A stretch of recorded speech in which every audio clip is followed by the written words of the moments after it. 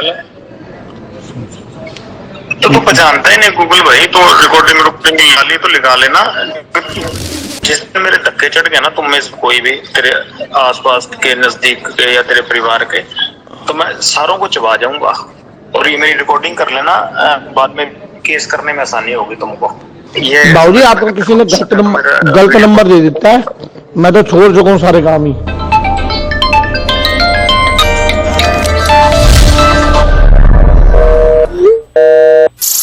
Lawrence Bishnoi यानी देश का टॉप मोस्ट गैंगस्टर दिल्ली की एक बुकी गूगल से 40 लाख रुपए मांग रहा है। इस पैसे का बाद में सिद्धू मूसेवाला हत्याकांड में इस्तेमाल हुआ। लॉरेंस बिश्नोई ने यह कॉल की थी गुजरात की एक जेल से। जेल कैसे अपराधियों की ऐशगाह बन रहे हैं, उसका एक और उदाहरण देखिए।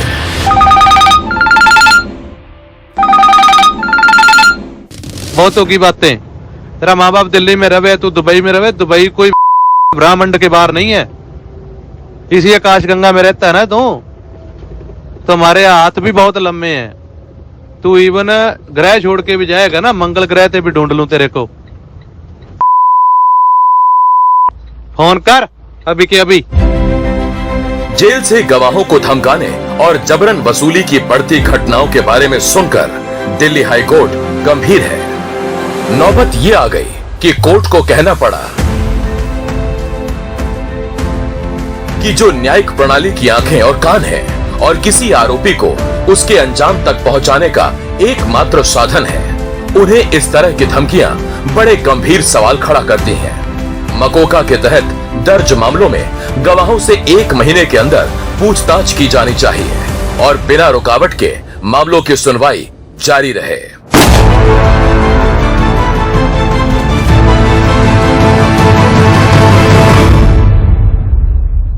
अब आपको ताजा मामला दिखाते हैं। ये है उभरते पहलवान सागर धनखड़ का परिवार। 4 मई 2021 को सागर धनखड़ की दिल्ली के छत्रसाल स्टेडियम में हत्या कर दी गई।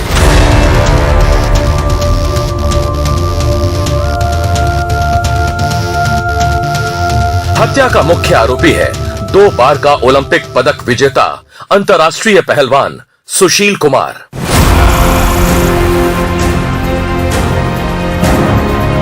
इस मामले में 20 आरोपियों पर अदालत में आरोप तय हो चुके हैं, लेकिन इंसाफ मिलना आसान नहीं, क्योंकि इस केस से जुड़े गवाहों को जेल से धमकियां मिल रही हैं।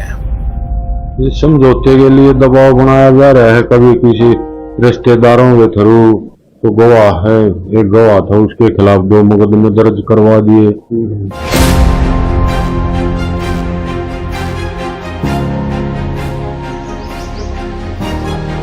सामाजिक दबाव डलवा रहा है। कभी वैसे व्हाट्सएप पे कॉल भी आ रही है कि भाई कर लो राजीनामा, आगे ठीक रह जाएंगे ना, तो फिर और ज्यादा गड़बड़ हो जाएगी। इन धमकियों से दिल्ली पुलिस में नौकरी करने वाले अशोक धनखड़ इतना डर गए कि उन्होंने अपने घर में चारों तरफ सीसीटीवी कैमरे लगवा लिए हैं। ऑस्ट्रेलिया में पढ़ाई कर रहे अशोक के छोटे बेटे को भी धमकी मिली है। मेरा छोटा लड़का ऑस्ट्रेलिया में है, जो उसके पास व्हाट्सएप पर कॉल गई है, भाई आकाश अपने पापा को समझा दे और राजीनामा कर लेगा, पहलवान को बाहर निकलवा दो, ना तो तन्ने भी इंडिया में आना है, तो देख लियो अच्छा नहीं होगा। एक तो पहले ही विटनेस हताश रहता है, और अगर बहुत साल हो जाते हैं तो उसके बाद अगर इस तरह का कोई फ़ोन चला जाए कि भाई तुम पहले ही, तुम्हारा नुकसान हो चुका है, दोबारा मत करो, तो वो कई बार हतोत्साहित होकर छोड़ देता। कुछ विटनेस जो थोड़े ब्रेव टाइप हैं, जो जुझारू हैं, वो पुलिस को कंप्लेंट भी करते हैं, फिर हम अलग एक मुकदमा दर्ज करते हैं।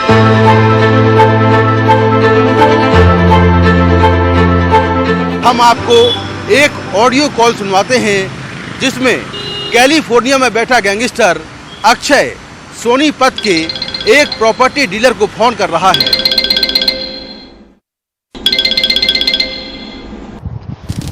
अरे नू नहीं माने कि मैं नुकसान करवा के मानने का नू पता, 2 दिन का टाइम दिया था ना, 5 दिन हो लिए तेरा कोई ना रिप्लाई ना किम बात है। सही अपना मेरा शाम तक है ना रिप्लाई आ जाना चाहिए मेरे तोरे या आगे फिर अपना बाज लिए जेड़ा बाजना है तने कितना जा लिए तुम। गैंगस्टर अक्षय लॉरेंस बिश्नोई का गुर्गा है। साफ है कि भारत से लेकर कनाडा और कैलिफोर्निया तक जेल में बंद गैंगस्टर लॉरेंस बिश्नोई और विदेश में बैठे गोल्डी बराड़ का नेटवर्क फैलता जा रहा है। दिल्ली पुलिस में special CP crime Ravindra Yadav ने एनडीटीवी को समझाया कि जेल में बैठे अपराधी किस तरह टारगेट को निशाना बनाते हैं। तो सबसे पहले तो ये लोग ऐसा कोई टारगेट देखते हैं जिसकी क्षमता है पेमेंट की और जो खुद भी बहुत क्लीन नहीं हो, जैसे कहीं कब्जे वब्जे के काम करता हो, सटोरिया हो, कोई सट्टा में इन्वॉल्व है, जुए में इन्वॉल्व है और बुकी टाइप है।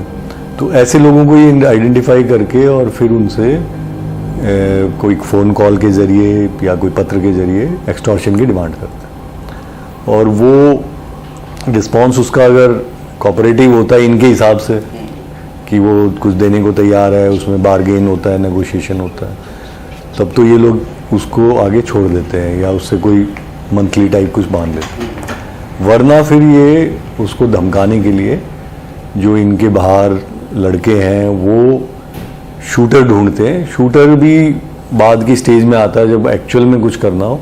ये लड़के तो खाली इसलिए होते हैं जिसमें मेनली ये जुवेनाइल यानी कि जो अभी बालिग नहीं हुआ, नाबालिग होते हैं, उनको ढूंढते हैं क्योंकि उनको सजा से मुक्ति रहती है और उनके ऊपर अभियोजन नहीं चलाया जा सकता। लॉरेंस बिश्नोई के तार विदेशों तक फैले हैं। ये वीडियो देखिए।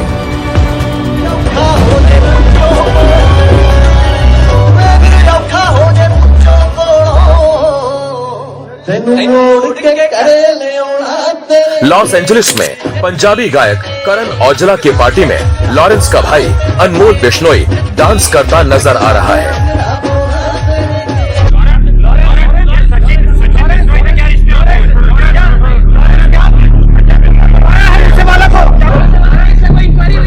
तो वहीं कैलिफोर्निया में लॉरेंस का खासम खास गैंगस्टर नरेश शेट्टी का भतीजा जबरन वसूली के लिए कॉल कर रहा है और पैसे ना देने पर अक्षय के गुर्गों ने इसी साल 27 अप्रैल को शिकायत करता और उसके दोस्त देवी वीर सिंह पर फायरिंग कर दी।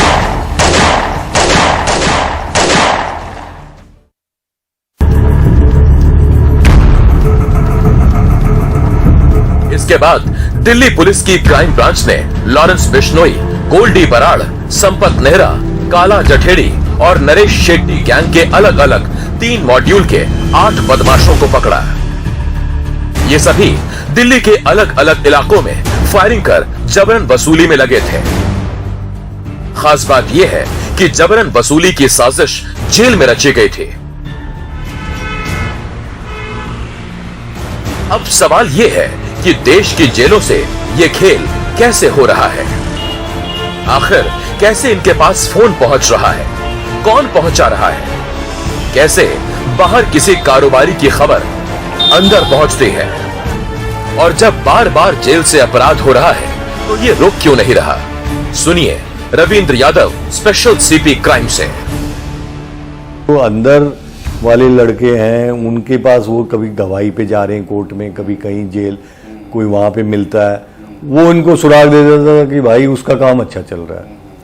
फिर ये अपने जो फॉरेन में बैठा है उसको कन्वे कर देते हैं अपने फ़ोन के द्वारा कि उसको एक्सटॉर्शन करो।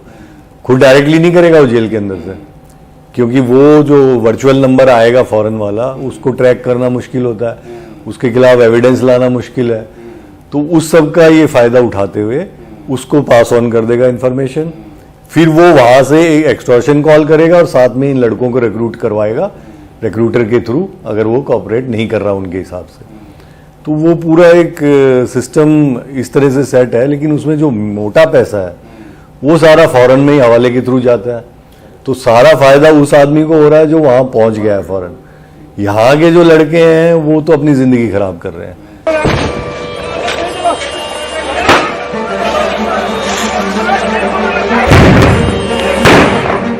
दरअसल देश की जेलें कैदियों के लिए आराम करने और मौज मस्ती करने का अड्डा बन गई हैं। जेल एक तरह से कैदियों के लिए जलसाघर है, जहां से कैदी अपना गैंग चलाते हैं, गवाहों को धमकाते हैं और जबरन वसूली करते हैं। क्योंकि जेल में रहकर ये काम बड़ी आसानी से होता है और इनके पीछे की बड़ी वजह है जेल में मोबाइल का इस्तेमाल।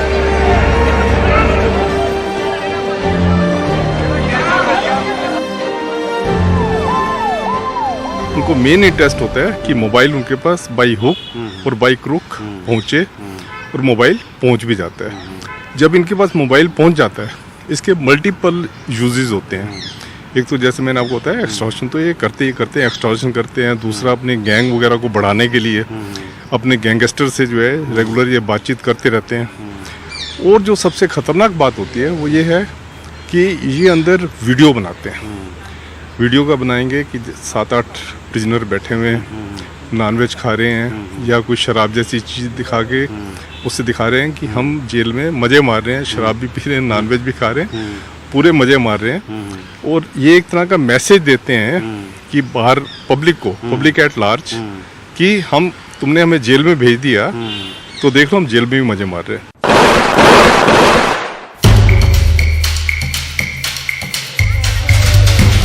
कुछ वक्त पहले पंजाबी सिंगर सिद्धू मूसेवाला की हत्या सुर्खियां बनी। इस हत्याकांड ने जितना चौंकाया उतना ही चौंकाया इस हत्याकांड के जेल से कनेक्शन ने। सिद्धू मूसेवाला की हत्या की साजिश भी लॉरेंस ने जेल में रहते हुए रची।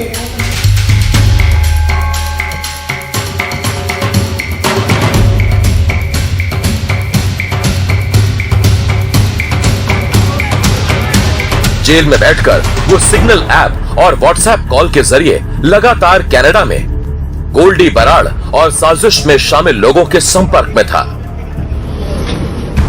इतना ही नहीं, वो जेल में बैठकर अपने गैंग के जरिए लोगों को फोन करवाता है और एक जेल के हाई सिक्योरिटी वार्ड में बैठकर एक कॉर्पोरेट की तरह अपना गैंग चलाता है।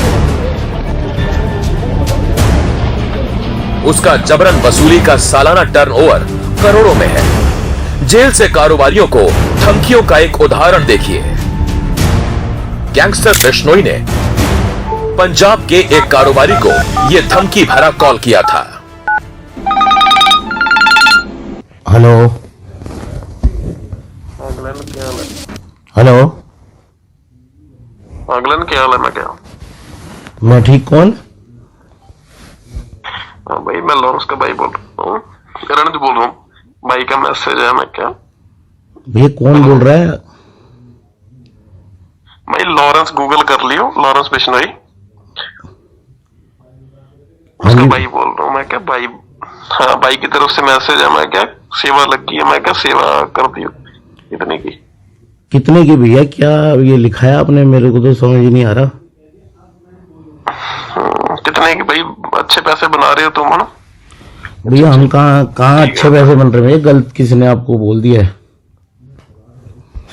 नहीं भाई, टीमें तो ले रखी है इतनी यार, 3-4 तो टीमें ले रखी हैं भैया। 3-4 टीमें किसने ले रखी है? आपको गलत किसने इन्फॉर्मेशन दी है? गलत बोल रहे कोई। 3-4 टीमें नहीं है भैया, एक ही टीम है और उसमें भी बड़ा नुकसान हो रखा है। ऐसा वो आपको किसी ने गलत बोल दिया है। नहीं गलत को तो चल किसने बोल रहा, बाकी है ना। चलो जिन्ने तो मैं तेन मैसेज किया, जो मैसेज किया ना, चलो देख लेना, ध्यान रख लेना, फिर कर लेना है ना। मीडिएटर ढूंढ के अपने आप ही कर लो, कोई बात नहीं, सेटिंग कर लो, किसी करवा लो। मास्टरमाइंड बाहर है, एक रिक्रूटर है। रिक्रूटर भी हो सकता है जेल में हो, उसका जो 2IC है, नंबर 2, 3, जिसका नेटवर्क है गाँव में लड़कों में, खासतौर पे दिल्ली, हरियाणा, दिल्ली देहात, हरियाणा, राजस्थान के जो गांव हैं उसमें उसका नेटवर्क है। उसको पता है कौन लड़का वनरेबल है जिसको आप बोलोगे तो ज्वाइन करें, तो वो रिक्रूटर हो गया। फिर लॉजिस्टिक प्रोवाइडर में 2-3 हैं, जो एक तो कमरे प्रोवाइड करता है, एक फायर आर्म यानी पिस्टल वगैरह प्रोवाइड करता है, और एक चोरी की बाइक वगैरह प्रोवाइड करने वाले हो। और एक और भी है, अगर कभी आइडेंटिटी प्रूफ कोई नकली देना है इनको, कहीं पे होटल में दिल्ली में आके ठहरना, तो नकली आधार या वो बनाने वाला, वो सारे इसके लॉजिस्टिक्स वाले हो गए। फिर उसके बाद हवाला वाला है, जो फाइनेंस वाला एस्पेक्ट है कि कहाँ पे पैसा पहुँचेगा फिर वो विदेश जाएगा, तो वो सारा इसका जो वित्तीय वाला विभाग है वो उसको देखता है। फिर एक और है जो लीगल एस्पेक्ट देखता है इनके, कानून वाले जो है कि हर कोर्ट में जहाँ जैसे हमारे यहाँ 5-6 कोर्ट हैं, द्वारका, करकरदूमा, इधर उधर, तो वहाँ पे इनका एक परमानेंट लॉयर भी है। जैसे ही कोई पकड़ा गया तो वो तुरंत एक्टिव हो जाएगा, इनकी बेल एप्लीकेशन लगाएगा। तो जिस तरह से कॉर्पोरेट का होता है, legal, financial, human resources, logistics, वो सारी चीजें हैं इनके पास।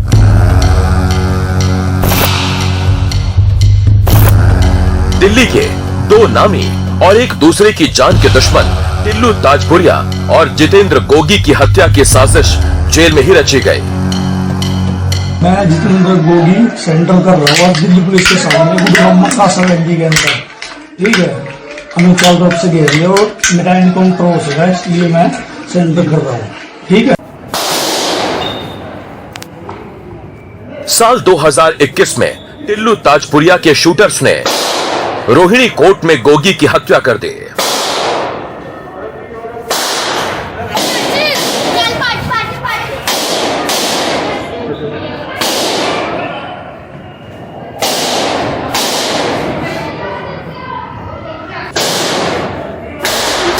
और पुलिस के फायरिंग में दोनों शूटर्स भी मारे गए।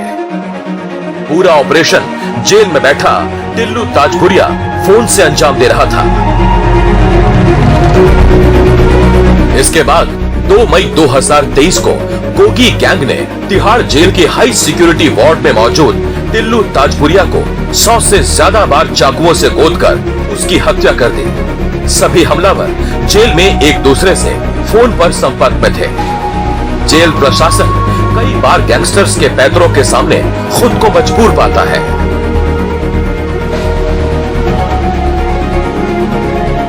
ज्यादातर ऐसा काम जो है ये अंडर ट्रायल्स करते हैं, क्योंकि जो कन्विक्ट होता है उसको पता होता है कि अगर उसको कोई पनिशमेंट मिल गई मोबाइल रखने की तो उसकी रेमिशन हट सकती है, उसको काफ़ी तकड़ी से तकड़ी पनिशमेंट जो दे सकते हैं। पर जहाँ तक अंडर ट्रायल है, हमारे जेल मैनुअल का इस हिसाब से प्रोविजन बने हुए हैं कि अंडर ट्रायल को आप एक तरह की कोई पनिशमेंट दे ही नहीं सकते। खाली आप उसकी मुलाकात जो है स्टॉप कर सकते हो, मुलाकात वो वैसे ही नहीं करता, या आप उसकी कोई फैसिलिटी वो कर सकते हो, स्टॉप कर सकते हो, जिसकी उसको कोई चिंता नहीं होती।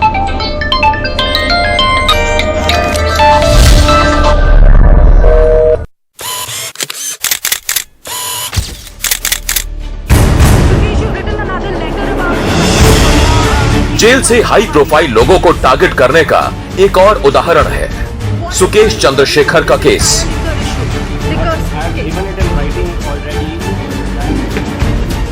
सुकेश के केस में बॉलीवुड अभिनेत्री जैकलिन फर्नांडिस से लेकर नोरा फतेही तक का नाम आया। जेल में बैठकर महाठग सुकेश चंद्रशेखर ने 200 करोड़ की ठगी कर डाली। वो जेल में फोन से कभी गृह मंत्री तो कभी पीएमओ का अफसर बनकर फोन करता था। उसने जेल में ही बैठकर फोन से फिल्म अभिनेत्री जैकलिन फर्नांडिस से दोस्ती की। उसने जेल के अफसरों और कर्मचारियों को अपने पेरोल पर रखा हुआ था। उसके चलते जेल के 80 से ज्यादा अफसरों के खिलाफ कार्रवाई हुई।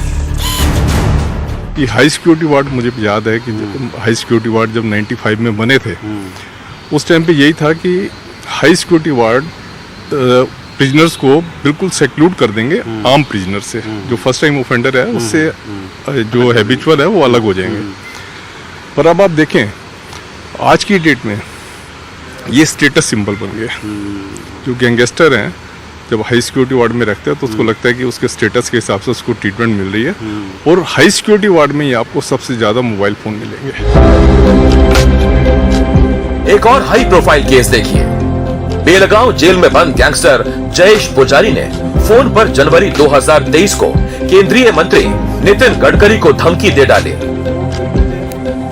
और दाऊद इब्राहिम का नाम लेकर 100 करोड़ रुपए मांगे, नहीं तो बम से उड़ाने की धमकी दी। जेल से अपराध की फेरिस्त इतनी लंबी है कि अब तुरंत कुछ न कुछ करने का वक्त आ गया है।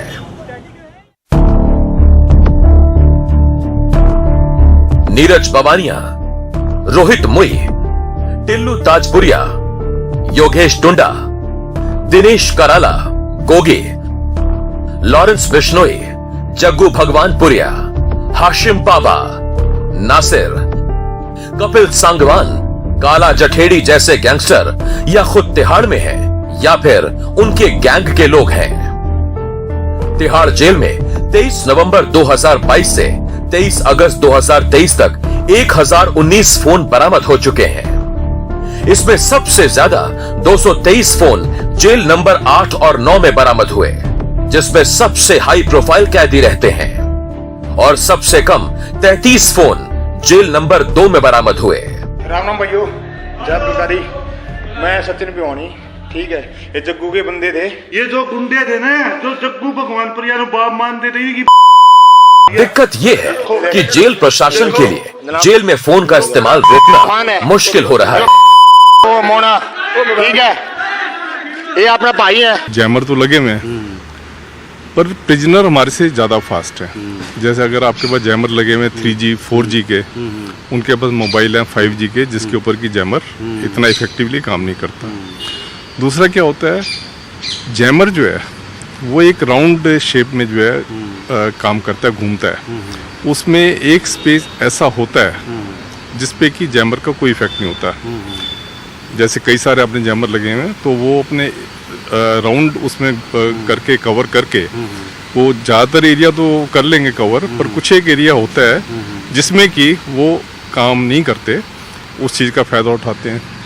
तीसरा क्या होता है कि जैमर्स को ये लोग स्टाफ के साथ मिलके ख़राब कर देते हैं। जैमर चलते हैं इलेक्ट्रिसिटी से, तो इलेक्ट्रिसिटी का उसका कनेक्शन जो है वो ऑफ कर देंगे। जिला कारागार का 7 नंबर बैरक है, गांजा हेरोइन मोबाइल चलता है। ये एक ऐसा सिलसिला है जो बिना तकनीकी निगरानी और ठोस कदम उठाए बंद नहीं होने वाला। ऐसे में गवाहों की गवाही अदालत की चौखट के बाहर ही दम तोड़ देती है।